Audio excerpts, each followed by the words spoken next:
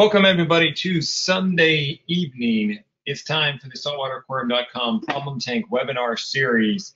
But first, happy Father's Day to all you dads out there. Even if you don't have human offspring, you still got fish in your tank that count you as daddy. So happy Father's Day to everyone who's with us tonight. Of course, we're not forgetting about the ladies as well, but you had Mother's Day back in May. So now it's dad's time. And speaking of dads, one of the things that dads and moms do is take care of things. Take care of your kids when you're sick. And that's what we're talking about tonight. Fish disease. What happens? What do you do when the fish in your saltwater tank get sick? Now, why we would not like to think about it, because really you want your fish to look happy and pretty like this. Here's my blonde meso that's been with me this 8 years. 8? Is that right? Yeah, 8 years now. Never shown any signs of disease. Happy, healthy fish. Some pyramid butterflies of mine from Australia, happily swimming around my tank. Even the little nano-type fish, jawfish, all these guys are happy. They're healthy. You want them to look at that. And even those fish that I might not be so thrilled about, damselfish, I want them to do well. Now, footnote on this slide, this is the Roland's damsel. This is the, I don't want to say only, because damsels have a place in the world. This guy is a great fish to add to your tank. A damsel that has its little territory about 6 inches from where he builds his home, and that's about as far as he goes. Doesn't bother anything except his own kind. So, yes, I want damsels to do well, even if you have them in your tank. And these guys really get all the love from damsels because overall, I don't like them in your reef tank. So as much as you want everything in your tank to be happy and healthy, all those fish look like the pictures I just showed you. Every now and then, stuff happens. Life doesn't go as planned. And then, well, you look at your fish one day and they may look like that. All of a sudden, it's got all these white dots on there. Seemingly out of nowhere, this shows up. And you go, what the heck? And now what do I do? Now, sometimes it looks like this. Sometimes your fish looks like this. This is a clownfish that has marine velvet. Looks like it's been hit by powdered sugar. I'll talk to you about the differences a little later on this evening. The point is, none of these animals are doing good. ADR, as we talked about in the coral color and coral growth talk a couple weeks ago. This is Brookenella on a clownfish. All these things can happen in your tank. And yes, it happens to everyone, including yours truly. If you haven't been following me in a while, back in 2012, I set up a saltwater tank. I didn't quarantine my animals because I never had a problem with it. Nothing's ever happened to me. Who needs quarantine? And my fish got marine velvet and everything except really 3 fish died. So I've been there. I speak from experience on this one. I've been through the fish disease dilemma. I've been helped clients through it as well. I hope that you haven't. And if you haven't, that either means you're lucky or you're doing everything right. Either one of those are okay. I'd rather have you doing everything right than relying on luck. So, bottom line is, here's your fish, whether it's ick, marine velvet, other diseases, it's not doing well. And to steal a line from every reefer's favorite reefing movie, now what? What do? So your fish had this disease. You want to go after it, right? You want to unleash hell. And oftentimes when reefers see that they have a disease, even if you're not a reefer, you're just keeping saltwater fish, you have a fish-only tank, they see their fish has a disease, they freak out, and they go nutso. They start throwing everything but the kitchen sink at their tank, trying to get these animals better, including lots of these bad advice things that you should throw at your tank. Garlic, yeah, that cures diseases. Oh, ginger as well, grate some of that up, throw it in the fish's food. Cleaner wrasses, just add one of them. They'll clean up the fish. Cleaner shrimp as well. These are some fun ones that I've actually heard from on the forums and from a local fish store. Turn the lights out. If you turn the lights out, the fish will get better. This is one of my personal favorites, If your tank has an algae turf scrubber on it, then it has everything that it needs for the fish to fight off diseases. There's nothing else that you have to do. Right. Here's the fun one that someone recommended. Hit your tank with a low level of bleach. You know, bleach kills. That's a really good thing to get rid of COVID. If you want to sterilize surfaces, wipe it down with bleach. So just add bleach to your tank. That sounds like a good idea. And some of my personal favorites, insert snake oil medication here. All these fun things that supposedly are natural methods to get your fish better, just chunk some of that in your tank, leave it be, and your fish will magically get better. And there's lots of other bad advice, too many to list here. All these things things you see on forum, things that I've heard of. These are ORTs, old Reefer Tales. Okay, so this is what not to do. If I just told you what not to do and nothing else, that wouldn't be very valuable. So what do you do? Well, first, you got to know what disease that your fish has, because every disease has a different life cycle. It has different ways to treat it. So you got to know what you're fighting. You don't want to just throw a cocktail of things into your tank or remove the fish and throw it through a cocktail of medication and hope that you get it. If you feel sick, you go to the doctor, they try to find out what you have. They don't just throw things at you. In fact, I'm willing to bet if the doctor said, we don't know what you have, but take these 5 medications and we'll see if you get better. You'd be like, what? No, I'm out of here. So you want to do the same approach with your fish in terms of finding out what you have. So let's start with arguably the most common saltwater fish disease. This is ick. This is what ick looks like. Large pinhead type dots on your fish. This is the tinker angelfish, that tinker butterfly, that has ick. It looks different than marine velvet. This is velvet. This is a fish that looks like it's got hit by powdered sugar. Very easy to distinguish those two apart. This is Brooknella, also known as clownfish disease, because it mainly came in wild-caught clownfish. Looks like mucus on the skin, sloughing of the skin. We'll dive into each of these in more detail in just a minute. And then lymphocystis, this happens most common in angelfish. If you look down there at the bottom of your screen, you see that angel has what looks like a white kind of flowery growth on the fin. That's what lymphocystis is. Again, it's most common in angels, but any type of saltwater fish can get it. So let's start with that one. It is a viral disease. This is caused by a virus. It usually shows up on the fins like you saw in the picture, and it usually shows up in angelfish like you just saw in the previous picture. Now, there's different ways that you can give the animal relief. One suggestion is to try to remove it, scrape it off the fins. You actually have to catch the animal, hold it down, and scrape it. I'm not a fan of that. It causes more stress to your fish, can knock off their slime coat as well. So I'm not a fan of trying to remove it. Do not do that, hint. So since it is all this stuff, and I'm not a fan of trying to remove it, what do you do about it? Well, here's the thing. Really do nothing. It will most likely go away on its own. If you have good water quality, it's probably going to go away, and it's probably not going to infect other fish in your tank.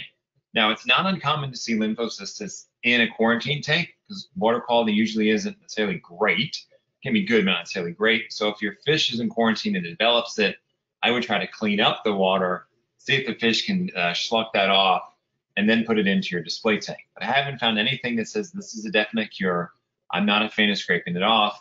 The good news is if you see it with fish in your display tank, look, just let them keep the water quality good, keep the water parameters, keep them eating.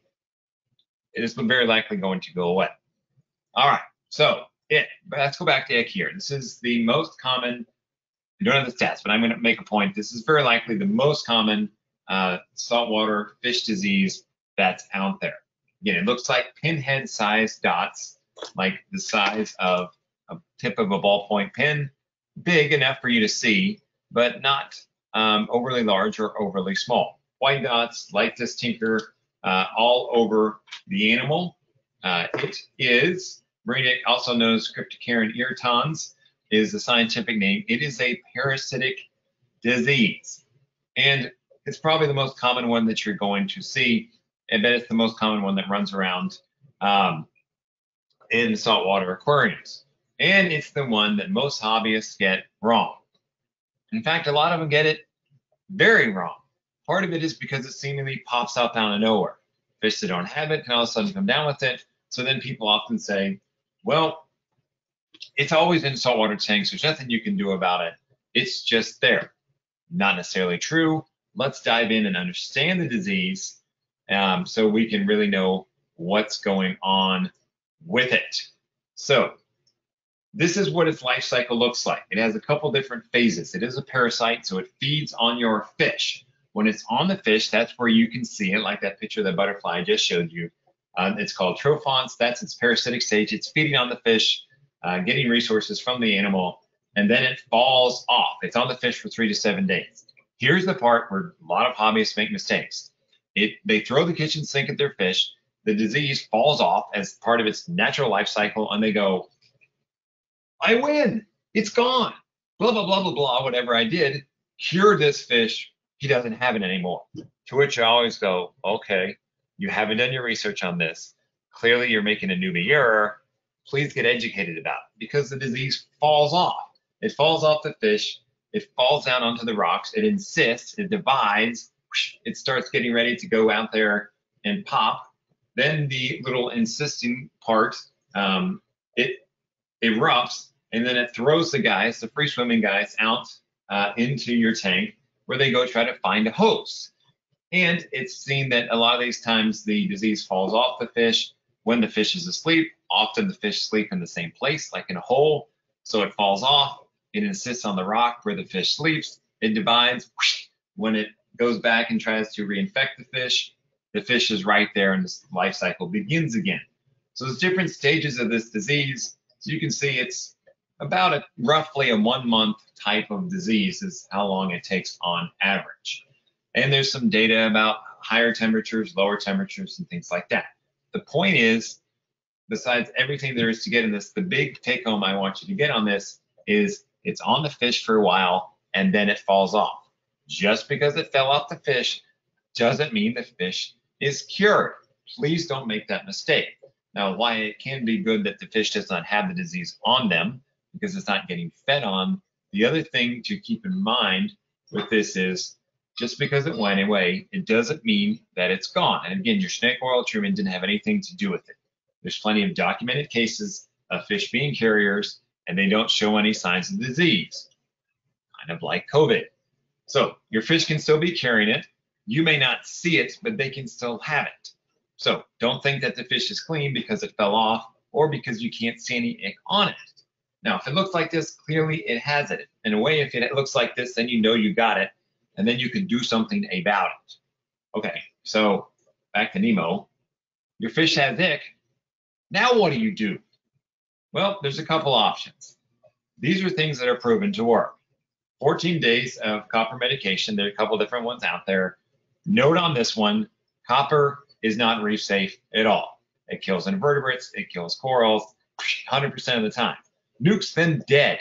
So you can't put copper in your reef tank, and no, throwing pennies in your reef tank isn't going to help either. Now the tank transfer method also doesn't work in a reef tank because you have to take the fish out. Basically the tank transfer method looks like this. You put the fish in a quarantine tank, pretty much a clean glass tank with a filter, and that's it. Maybe some PVC pieces for the animal to hide because these things are easy to sterilize. You leave it there, and then I think every day, every other day, you transfer it to the exact same tank that was completely sterile. So you take the fish out of one tank, you put it in a new sterile tank, then you sterilize the old tank, and you can repeat this process. The idea is, going back to its life cycle, that disease falls off the fish. When it falls off, you take the fish out of that environment by flip-flopping days that you're transferring the animal, and then you kill it because the disease falls off the fish. This does work. It is intensive because you got to have 2 tanks set up the same. You have to have one that's sterile.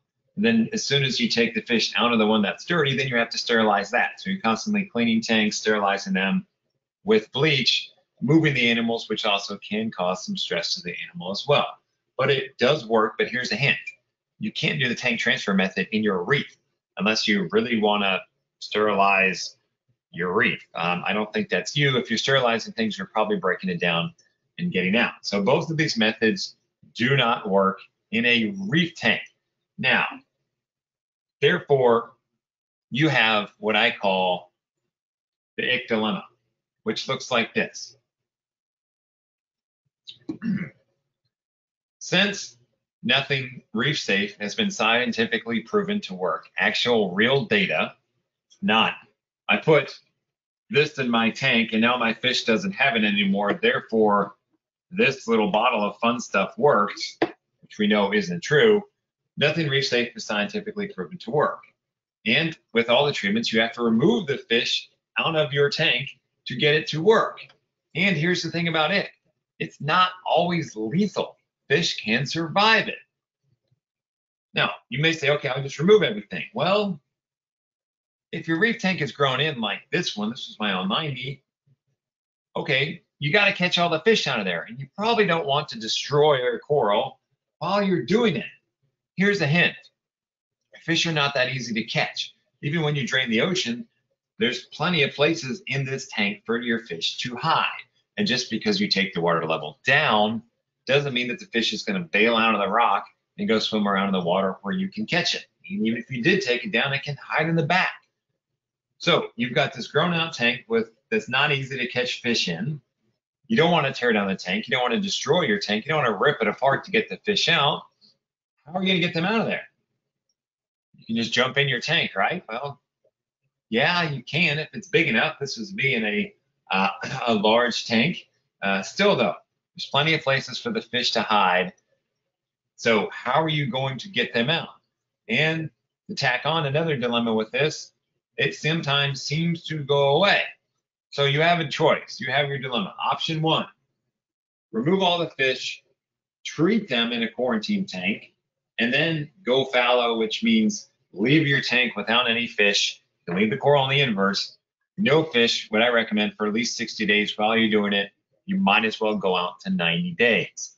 The catch with this is the first word, remove. You have to get those animals out. Do you take those animals out and treat it? How are you going to get them out without destroying your tank? True story, one of my reefer buddies of mine, his fish got ick. He decided he wanted to take them out and treat them. So he caught all the fish but one. I think he had a firefish that he just couldn't get out. He trapped them all. He was really successful, but this one fish just wouldn't get in the trap to save its life. So his approach was, and I don't recommend this, this is just one way to do it. Disclaimer, myself nor SaltwaterAquarium.com recommended. He took his father's sleeping pill, took one, broke off a little chunk, ground it up, put it in the tank water, and the fish got loopy, didn't die, went to sleep, and he caught the fish, put it in a quarantine tank, and he treated it. True story, hilarious, don't recommend it, but that's the length that some people go to get their fish out of their tank. Hopefully you can just trap them. This is especially true trapping can work if you have more aggressive fish. It's those small guys like damselfish, firefish, jawfish, they're very likely not going to go into the trap. And if you are trapping them, here's a hint. You're going to get all the big fish, all the fish that are high up on the food chain first before you can get the other ones out. Okay. So we know that this disease, that it works this way. We know that there's some part of time where it falls off the fish. It goes into your tank, it reproduces, and then it comes back and looks for another host. And therefore, if we know that's how it runs, the other option is you can do nothing. What about just leaving it and let it run its course? Because this is how it works. And we know that sometimes it seemingly goes away. Fish can have it, it falls off, and then it never seems to show up again. Now, it may be that that fish develops immunity. They're still a carrier, but they're not affected by it. And they're not showing it because maybe the ick is on the gill place where you can't see it. So, therefore, you can do nothing. Okay, they have it, I'm going to live with it approach. And here's the thing about this. If the fish survives it, they become immune to it, or it pops up every now and then. Most common when you change something major in your tank, your heater goes out, your tank gets too cold, your chiller goes out, and the tank gets too warm, some kind of stressing event, and then you'll see it pop up again, but then often it goes away. So you can do nothing. You go, okay, I got it.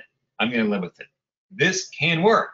The dilemma here is when you add something new, you put a new fish in the tank, and maybe they've been treated against ick, maybe they're immune. There's no way to know if they're immune or not. You're literally putting a canary in a coal mine. You put this new fish in your tank and you go, all right, you're on your own, buddy. Let's see what you got. Maybe they get it. Maybe they don't get it. If it's a sensitive fish, they're very likely going to get it. Maybe they survive it. Maybe they don't. You don't know. You're literally rolling the dice and saying, let's see what happens. So some fish like tangs are more prone to ick. And then you can have other problems, other issues where you put a new fish in and they may not get it, but they stir up enough aggression in the tank. They're mean to other fish. Those other fish get stressed, and then it tends to pop up again. Then people say, oh, the fish got ick because it got stressed. Well, no, it was in the tank. It popped up again because the fish was stressed. Stress can't make a disease pop up out of nowhere. So the new fish can be beat up by other fish in your tank, which then has it get ick because it's stressed out. Or that new fish can beat up on the fish that are already in there, and then they get it. That may happen as well.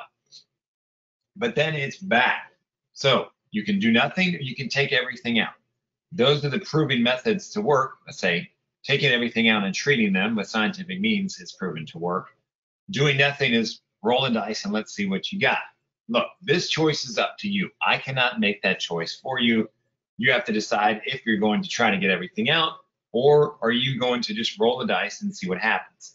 I've had clients whose fish have gotten ick, and some of them have gone both ways with limited results on both sides. The clients who have taken the fish out and treated them, the fish survived, they went fallow, they put the fish back in, and they've been clean ever since. Some of them have done nothing. They chose to just let it ride, and their fish have done okay. However, they always know whenever they put something new in, it's canary in a coal mine, and some of them are like, I'd like to have X delicate fish, but I know ick is in the tank, so I'm not going to do it. So you have to make that decision for you. That's how I look at the ick dilemma, knowing what is scientifically proven to work. All right, let's move on. Marine velvet. Here's the disease that is particularly lethal and one that I have experience with. This is what my fish got that wiped out $1,500 of fish in 3 days, including this exact fish. This is my maroon clownfish that I got when she was about an inch. And then when she passed away from marine velvet, she was about 4.5, 5 inches. Nice big clown, loved her. And then I messed up and didn't quarantine animals. One of those animals came in and got marine velvet. Here she is. This is her. The fish looks like it got hit with powdered sugar. With ick, it's a larger size pinhead. Again, the size of pinhead ballpoint pen. You really cannot miss ick. It almost looks like a grain of salt. It's larger. Marine velvet looks like powdered sugar. It's very, very fine on the animal. And its life cycle looks a lot like ick. It functions the same way. Feeds on the fish. It falls off and insists on a hard surface. It reproduces. And then that cyst ruptures. And they go out swimming and they go attack another host. The catch with this is look at the time frames.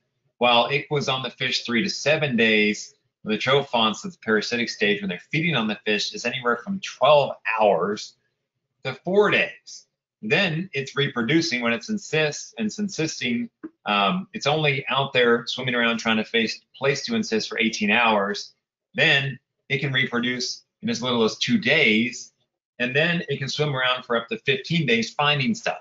Therefore, it's particularly lethal because it's very fast. The life cycle is much quicker than ick. It doesn't take long for marine velvet to take over your tank because it's a very good killer. And as you can see, it moves very quickly. Here's the thing about ick. If you see it, marine velvet. If you see marine velvet, you know you got it.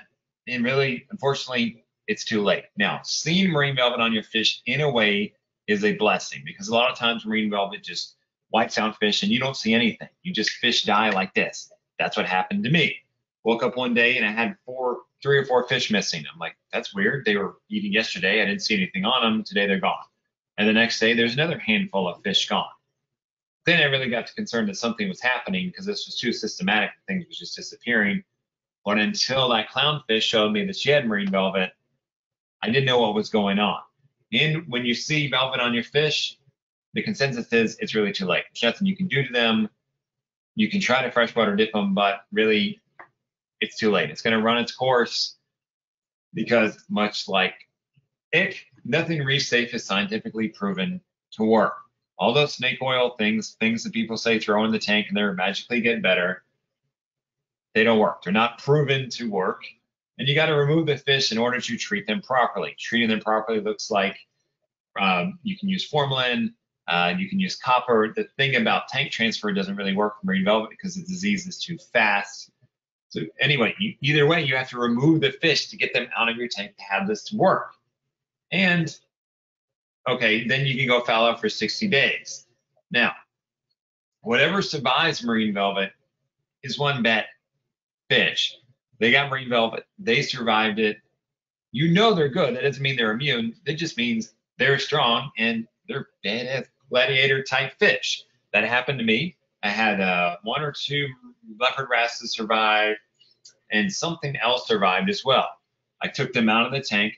I treated those fish with copper and they were with me for several years afterwards. So whatever survives is bad, yes, but you have to remove the fish and treat them to get it to work, to actually treat them to have the fish survive. Now, it's not unlikely that nothing will survive. I have had clients who chose not to quarantine. They got marine velvet in their tank and it wiped out everything they had.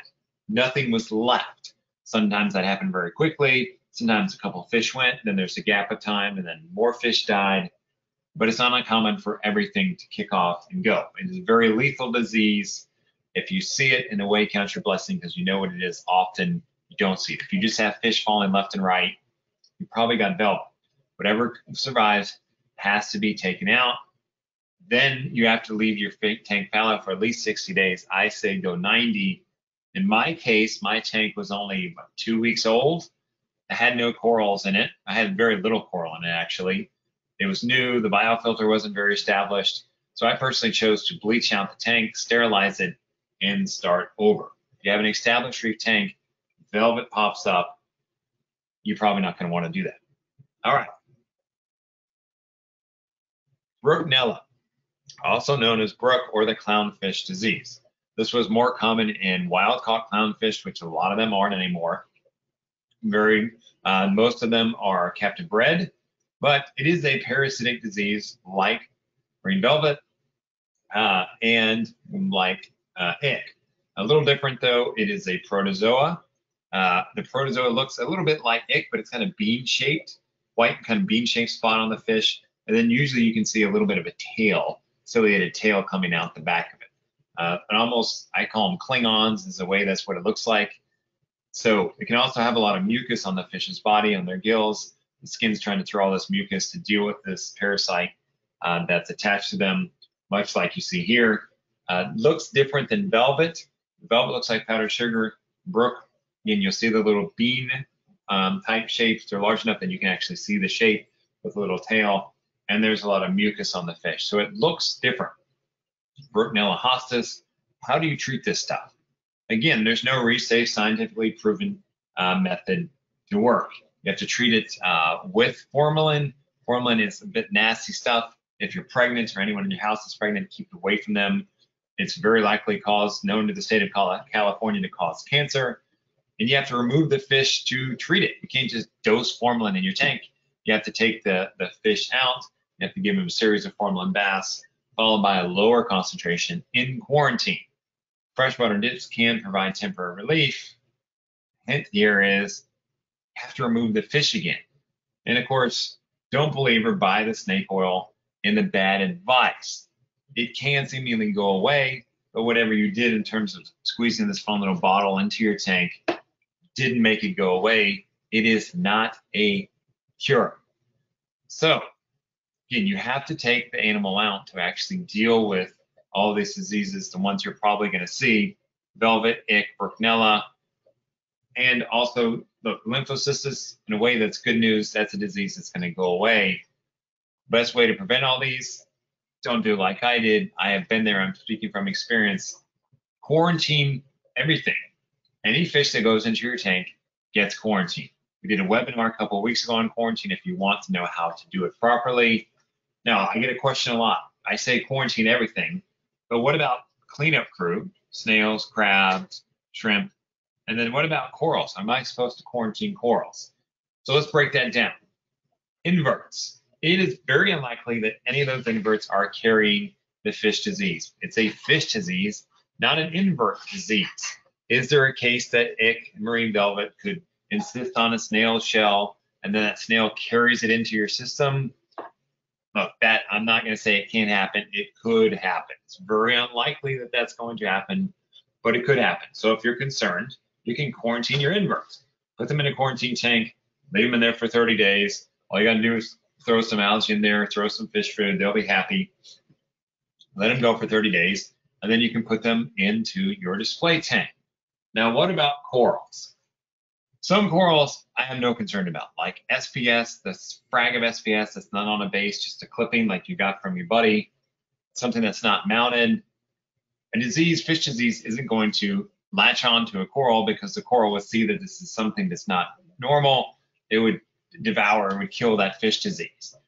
Where I would be more concerned, but not really that concerned, is if a coral had a base, such as a frag that's on a frag plug, or SPS colony that's on a rock, or a large LPS colony that has a stony skeleton, because that's where that disease can latch on.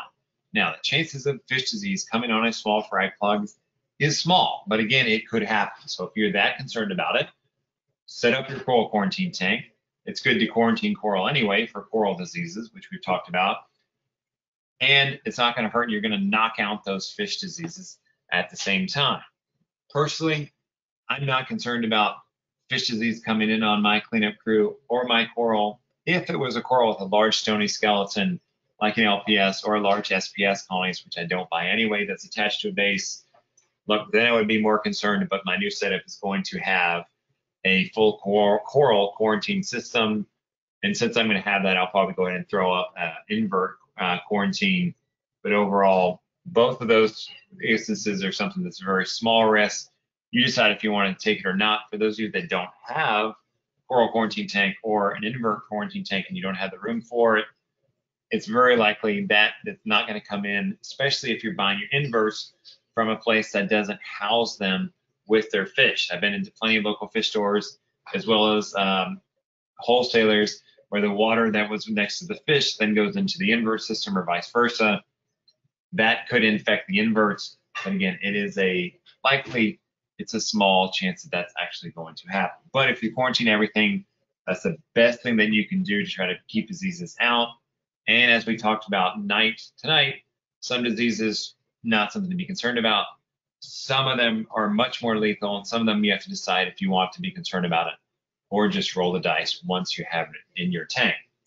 With that, this is where I turn the show over to you guys and gals. If you have a question, you can raise your hand. I will call on you. Or if you want to ask it in the text field, you can do that as well. Go ahead and fire away. I'll start with Ed. Ed wrote in with a text question of what's my opinion on using carbon to keep your water clear with regards to HLLE, that's head and lateral line disease or erosion in tangs or angelfish. All right, Ed, the old carbon debate. For those of you that don't know, there was a study that came out that supposedly linked activated carbon to head and lateral line disease. Now, if you don't know what, let's see, let's pull up a picture of what it looks like so you can see what I'm talking about. Here you go. So here's a bit of an extreme example, but our boys over there at Reef to Reef, David and the crew. So here's a purple tang with some HLLE, the lateral line, and it's on its head as well. It looks like scarring. No, sorry, Dave, go away. I don't want your newsletter.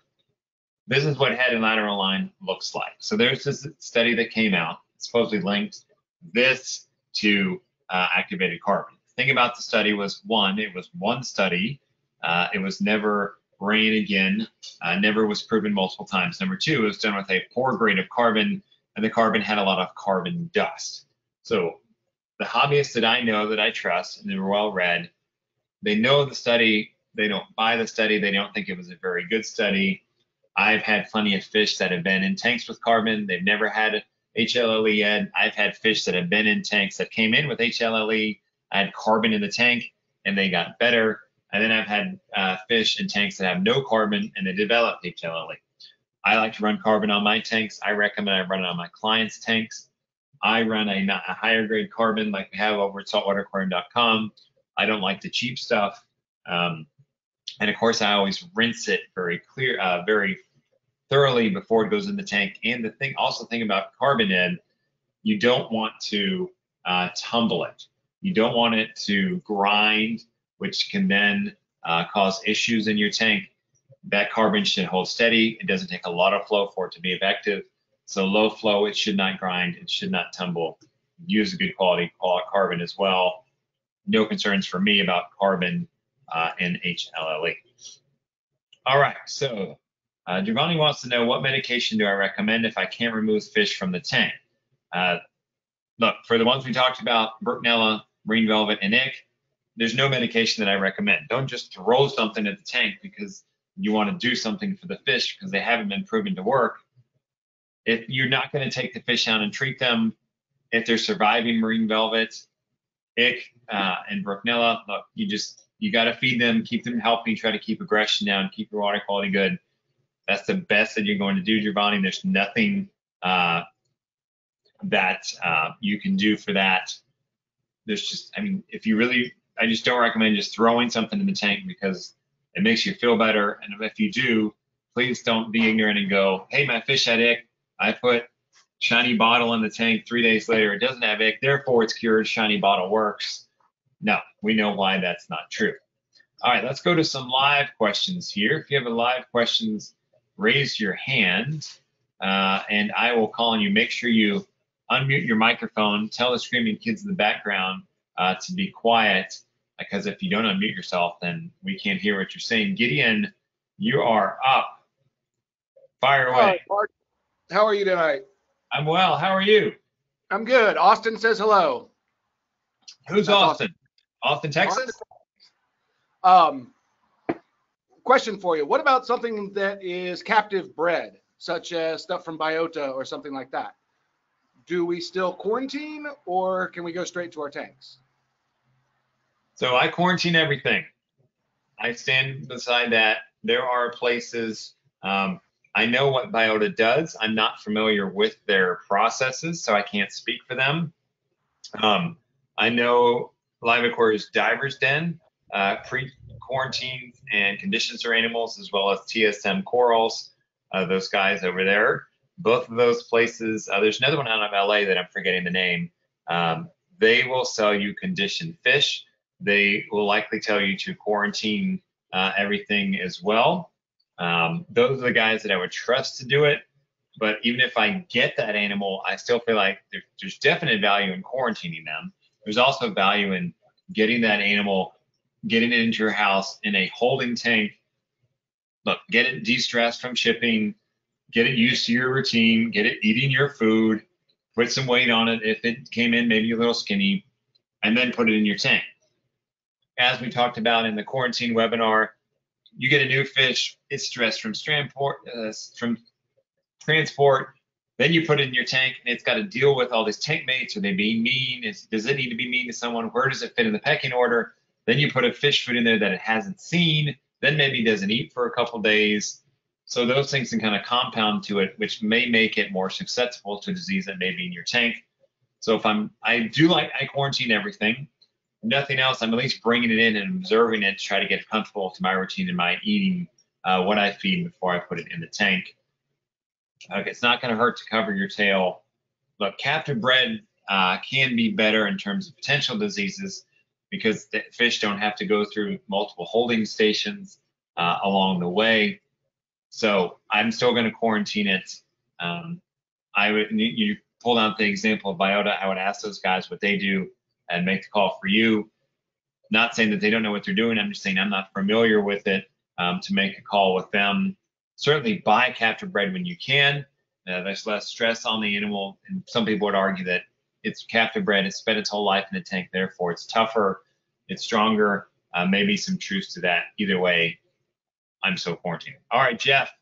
Jeff D, you're with us every week, buddy. Thanks for being with us. Fire away, Jeff. Thanks again, Mark. Great to be here with you again.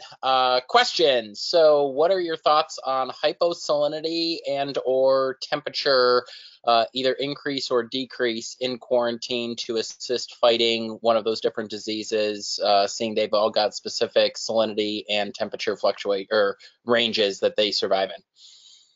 All right, great question. So this is once you have the fish in quarantine, hyposalinity, which is lowering the salinity, and then raising the temperature. The reason we raise the temperature is it's not that speeds the disease along, so it goes through its life cycle quicker. This is mainly ick and marine velvet that we're talking about here. I like to do that in my quarantine tanks. What about hypo? So ick, hypo for ick can be effective. It can help knock it down for marine velvet. Marine velvet's like, whatever. It doesn't care. It's been found in nearly freshwater to survive and reproduce. So hypo I like for ick. Not going to do anything for velvet. The catch with hypo is it's easy to take the fish down in salinity. When you bring it back up, that's what's harder on the animal. So if you're taking the fish out of hypo, don't put it straight in your display tank. You want to bring the thing up over the course of a week, 10 days, and then put it back in your tank. So velvet, yes. Or sorry, velvet, no. Hypo is not going to do anything. The thing about treating ick with hypo is a lot of the manufacturers of the medication, like copper that works, will tell you don't run hypo and copper. So in my case, I like to use copper against ick and velvet. So I'm going to run the medication. I'm not going to run hypo. Now, one thing that I will do if I'm starting up a fish only system, then when I first put fish in, they're still going to be quarantined, but I will still run that tank at hyposalinity when I get the fish in, assuming the fish can take it. Some animals are sensitive to that, like rays, sharks, eels, like things like that. Just to give them a little bit of help on that. It's not going to hurt to do something a little bit more and try to give them kind of an extra boost, potentially if something tends to pop up. All right, Robert Y. Fire away, Robert. Mark, appreciate it as usual. Yeah. So two things. One, I really like the idea of the invertebrate quarantine. If you have room and space, hadn't really heard people talk about that. I think I've got to go for it. I've been dragging my feet, so it's going to give my family something to look at least.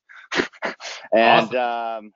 Number two, after the quarantine webinar, I felt like I had picked up that you recommend a 60-day quarantine for all corals, but now I'm not sure. You're saying do quarantine some, don't do others. I'm leaning towards just quarantining corals, period, and then turning that into my frag tank once I get to that point. Thoughts? So your question Happy Father's Day too. Thank you. Are you asking about do I recommend quarantining corals? Yeah, well, I'm going for it, but yeah, I guess I felt like I've heard two different things now. Quarantine for 60 days or quarantine some, quarantine others, don't, etc. Okay. So I guess just repeat yourself. Sorry. Yeah, no, not a problem. So two different contexts there, Robert. So quarantining corals in hopes of keeping out fish disease, to me, it's a low chance that a fish disease will come in on the coral. Now, do I like quarantining corals for coral disease purposes? Yes. So if you're quarantining your corals against coral disease, then you're going to very likely knock out a fish disease, assuming you don't have any fish in your quarantine tank. So you're kind of killing two birds with one stone.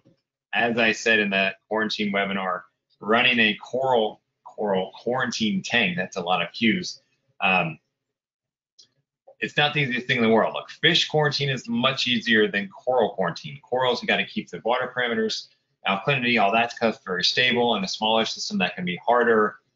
So there's more effort involved than on the fish side in terms of water parameters. But yeah, I mean, do it. It's not going to hurt to do it.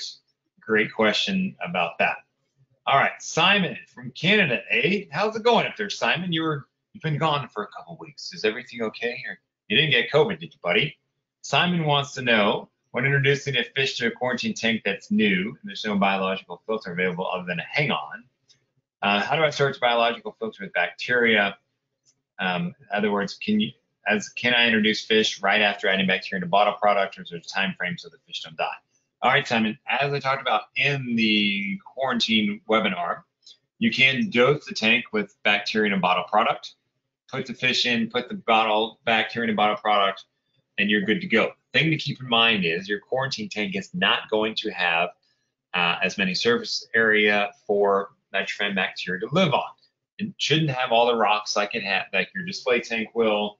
Nitrogen bacteria is a terrestrial bacteria. There's some in your water column, but nearly the rest of it is all stuck on rocks.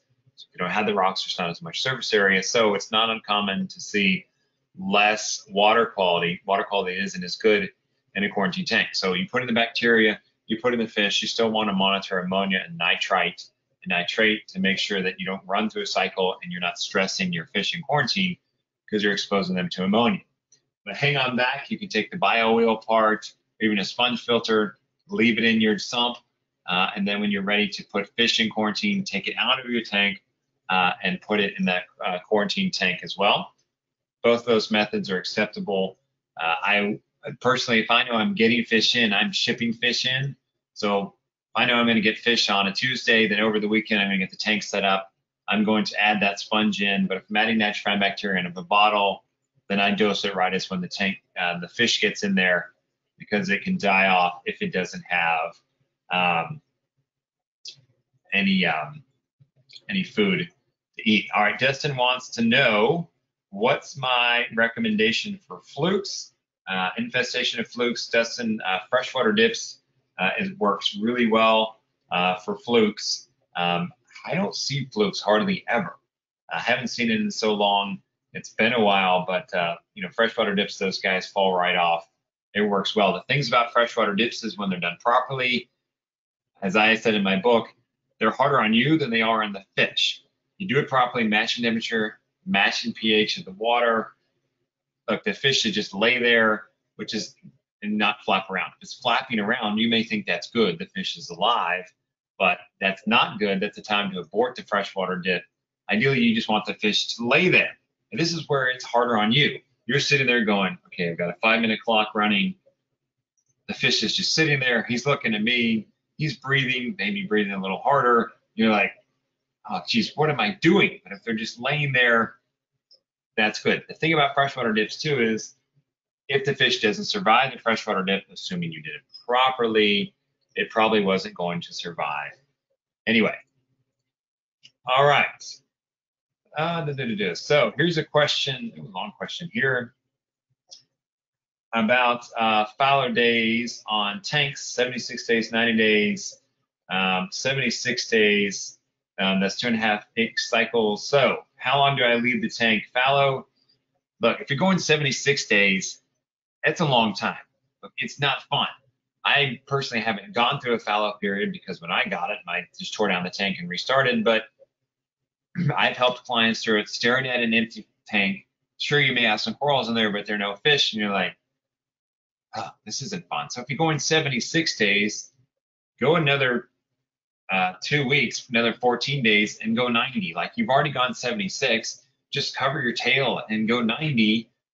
If you can't survive 76 days without waiting another 90 days, look, like, this may not be the hobby for you. Patience is going to pay off. Just go 90. It's not going to hurt anything. I like to elevate the temperature along the way. The catch is you can't put anything in the tank. No inverts, no fish, certainly no fish, and no coral. The tank just has to go as it is, and you have to get every fish out. Even the one that doesn't seem to have it, sorry, it's got to go to it and pull it out. Second part of this question from Craig is, what about sensitive fish like angelfish, since they're not tolerant of copper? You can do the tank transfer method with them. If it's ick, you can do hypo. I have found, I have treated lots of fish with copper, even ones that are sensitive, wrasses, mandarins. I start slow. I do like a 1-week ramp of copper, and I use cupramine to get it to the level that I want. I've had 100% success with fish, even sensitive ones, doing well through copper by going slow on your ramp. Look, you've got 90 days. Not that you want to treat the fish for 90 days, but if it takes you a week to get them up to their recommended copper dosage, even 10 days, look, you got 90 days till they're back in your tank anyway. Go slow. Works really well. Have not had a problem with that. All right, Tim A, let's go to a live question. Tim, you're with us nearly every week. Thanks for coming back, Tim. You're on the air. My question is kind of like, in your experience, do you find that there are certain ones that, certain types of fish that maybe are hardier towards this, like in the case of like anthias or wrasses or clownfish? You know, is there just a certain type that just kind of seems to be hardier? Yeah, so hardier, you know, I'm certain animals like smooth skin animals, eels, rays, sharks, those guys don't seem to get these velvet, ick, those types of diseases. You know, I've seen plenty of fish. I've seen tanks where there's a sensitive tang that you would expect to have it, like a powder blue, the Acanthoris tangs, like in a way they're a canary in the coal mine. If you have ink in the tank, some people would argue you can put that fish in there and it should get it, or it's going to get it. Some people would say if you put the fish in there and it doesn't get it, then you don't have ink in your tank, which I don't believe, because we know that fish can be immune and still be a carrier. So for me, it's more of usual suspects as it is the fish that don't get it. I've seen plenty of fish that are tough, that have been with people for years. All of a sudden, they come down with ick or velvet. Some of them survive it, some of them don't. You know, I wish there are guys that just don't seem to get it, other than the smooth skins, the snakes, the eels, the rays, and the sharks. Those guys don't get it, but fish, in my opinion, everyone's susceptible. It's getting late about that. So that's how I think about that. Great question. Simon wrote me back. He's going to be using. All right. So Simon says that he's going to be using CChem Matrix. Let me pull that up for those that don't know what that is. That is a it looks like rocks. It's biomedia. Let's even pull it up off their website. There you go. So it looks like this. It looks like rocks. The idea is it's very porous. It harbors lots of bacteria. Simon, you can put this stuff in your sump, in a bag, or just loose. And when you go set up the tank, grab a handful of it and throw it over in your quarantine tank. Glad to hear, buddy. He says no, it doesn't have COVID. Good to hear. Glad to hear that one. All right, Anthony has a question about quarantine. When setting up a new tank, is there any free treatment that you can do before introducing livestock? Yeah, so Anthony, when I quarantine my animals, they get prophylactically treated with copper because I'm most concerned about ick and I'm most concerned about velvet. I take them through 14 days of copper. I use CChem's Cupramine for that. I choose to prophylactically do that. This round, I'm probably going to go ahead and add in freshwater dips as well. Not going to hurt. This tank, I'm going to say it's my forever tank. I don't plan on moving. We're adding onto the house just to get a fish tank. So I'll probably be adding that in as well. Now, Anthony also says he has a powdered blue that has ick. Yep, tried some magic elixir medications, let's call them. 2 months, no other fish to be infected. So taking it as its course, any suggestions? All right, so here we are with the ick dilemma, classic case here. The powder blue, which I would suspect to get it if it's in the tank, that no one else has it. There's no resafe medication that's proven to work. So what do you do? In Anthony's case, he said it's been 2 months. No other fish have it, so he's just letting it go. Look, I can't say that I wouldn't do the same thing, Anthony. If I know that unless I take all the fish out and treat them, that it's going to be in there and it's going to be running around the tank, but only the powder blue has it, then I'm going to say, you know what? He's had it, and maybe it's come and go. 2 months, it's very likely going to survive it. If something stresses in my tank, like you put in something new and starts beating up on him, or he decides he wants to go animal style on that new fish, that can cause it to flare up. Or let's say you move your tank, or you rearrange your aquascaping, but then I would expect him to have it, but overall things are just rolling. Yeah, I can't say that I wouldn't just let it roll as well with that. Great question. David has a question about When it's quarantined, you need to dose anything to the tank without any signs of disease. David, that's all about prophylactically treating. I talked about it in the quarantine webinar. I prophylactically treat again with copper because I'm most concerned about it, and I'm most concerned about marine velvet. Really scared of velvet. Had it. Don't like that. So I'm not going there again. Been there, done that. Learn from my mistake. Quarantine everything. You'll be happy that you did. It's simply not worth it. It stinks to watch your fish die. Look, it stinks to watch your fish get any disease. Everything's doing well, and now you're like, okay, I know I had disease in my tank. It's particularly stinks when you're watching your fish drop like flies, especially some of them that you've had for years. Look, I understand quarantine isn't the most thrilling process in the world. You set up your tank, you've got this new fish, you want to get it in there. I get it.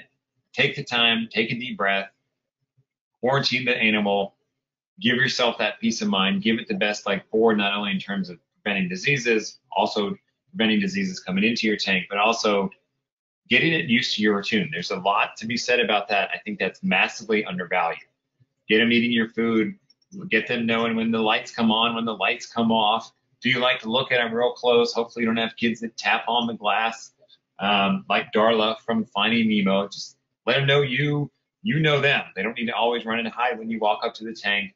You're getting to know each other. You're dating your fish in a way.